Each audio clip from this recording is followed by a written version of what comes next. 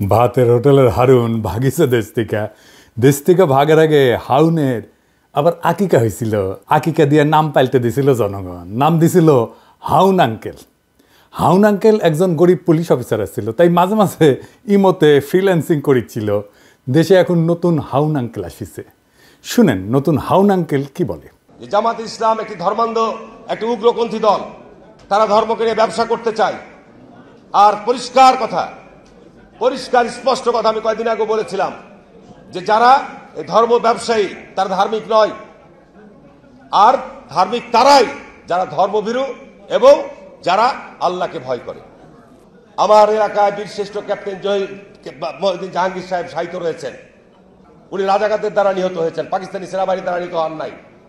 শেখ মুজিব সাধারণ ক্ষমা ঘোষণা করেছিলেন, শেখ হাসিনা এসে বিচার শুরু করেছিলেন। আজকে তারা যেভাবে আস্ফলন করে বেড়াচ্ছে, আমি মনে করি যে যুদ্ধ অপরাধীদের বিচার কন্টিনিউ করা দরকার রয়েছে। সে বলিছে জামাত ধর্ম ব্যবসা করিচ্ছে, তাই না? হাসিনা মানবতা বিরোধী অপরাধ ট্রাইব্যুনাল করে জামাত নেতাদের বিচার করে ফাঁসি দিয়ে ঠিকই করেছে, আর জামাত ধর্ম ব্যবসা করে। হারুন ভাই হাঙ্গারের সাথে পলিটিক্স করিচ্ছিল রাজশাহীর। আমার চাইতে বড় নেতা ছিল, 3 বছরের বড়। ভাই কইয়াই ডাকতাম, যদিও খুব ঘনিষ্ঠতা ছিল না, কারণ উনি বিশ্ববিদ্যালয়ের আর আমি শহরে। হারুন ভাইরে আজ আমি খুব বেশি কিছু কমু না আগের সম্পর্কের খাতিরে।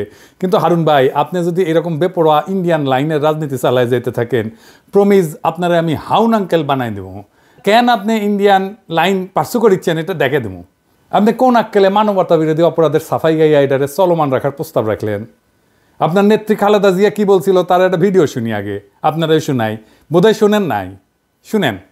4 দলীয় জোটের নেতা তাদের মিথ্যে মামলা দিয়ে মতিউর রহমান নিজামী, মুজাহিদি, সাইদি, দেলোয়ার হোসেন সাইদি, কামরুজ্জামান, কাদের মোল্লা, এদের সবাইকে তারা মিথ্যে মামলা দিয়ে গ্রেফতার করে রেখে দিয়েছে। এইবার আসেন তিনি নানা সময় কি বলছেন সেটা দেখি। জাতীয় সংসদে বিরোধী দল সেই সময় বিএনপির স্থায়ী কমিটির বৈঠক শেষে খালেদা জিয়া বিবৃতিতে জামাত নেতাদের অবিলম্বে মুক্তি দাবি করে বলছেন, জামাতে ইসলামের শীর্ষ 3 নেতা মতিউর রহমান নিজামী, আলী হাসান মুজাহিদ এবং দেলোয়ার হোসেন সাইদিকে গ্রেপ্তারের ঘটনা চরম স্বৈরাচারী পন্থায় রাজনৈতিক নিপীড়নের এক জঘন্য নজির। সুপ্রিম কোর্টের আইনজীবী সমিতির নবনির্বাচিত কর্মকর্তাদের এক সম্বর্ধনা অনুষ্ঠানে প্রধান অতিথির বক্তৃতায় খালেদা জিয়া বলছিলেন, বিচারের নামে প্রহসন এবং বিনা বিচারে আটকে রাখার এক জঘন্য ফাঁদ যুদ্ধাপরাধের বিচারের নামে গঠিত আন্তর্জাতিক অপরাধ ট্রাইব্যুনাল।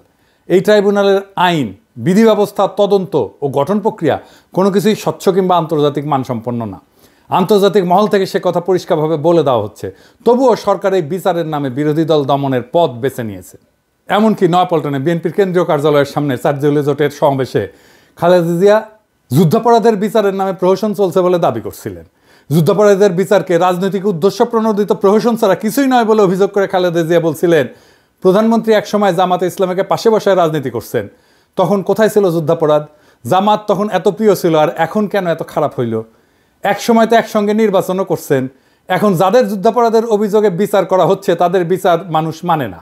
বিএনপির ক্ষেত্রে একই জিনিস চলে, জামাতের সাথে রাজনীতি করছেন, ঐক্য করছেন, নির্বাচন করছেন, সরকার গঠন করছেন, এখন জামাতে তো খারাপ হয়ে গেল।